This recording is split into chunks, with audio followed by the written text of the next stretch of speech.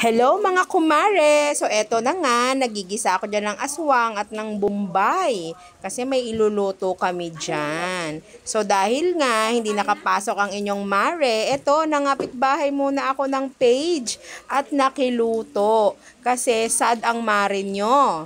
So naglalagay na ako dyan ng giniling muna. So dapat 2 lata. Maganda pag 2, no? So ayun na nga, nagluluto ang inyong kumare kasi sad ako dyan. Kasi nga, merong umaway sa inyong kumare. Alam nyo ba? Ang hirap talaga kapag yung mga minsan, mga nangyayari sa buhay natin na hindi natin inaasahan. Tapos, magpapahinga ka na lang. Tapos, meron pang kaluluwa na hindi mapakali. My God! Kaya payo ko sa may mga asawa dyan, kilatising mabuti muna ang inyong papangasawahin kasi baka matulad kayo sa akin. Ay, sad talaga ang inyong kamare. Yung ang tagal-tagal na, tas hindi pa rin nakaka-move on, tapos ngayon hindi talaga matahimik. Ano ba? So siguro relate ang mga kapitbahay ko kasi alam ko naman updated yan sila. So ayun nga, hindi ako nakapasok sa school. Dahil nga masama ang pakiramdam ng inyong kumare. So sabi ng kapatid ko, ate magluto na lang tayo. So ayan, isa yan sa mga comfort food ng inyong mare.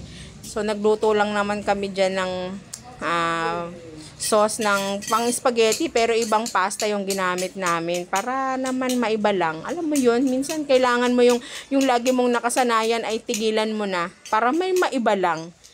So ayan, hinalo-halo ko lang yan.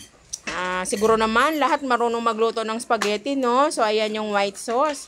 Tapos, anong matapos na, nung maluto na, nilagay na namin. Dahil nga mahirap lang kami.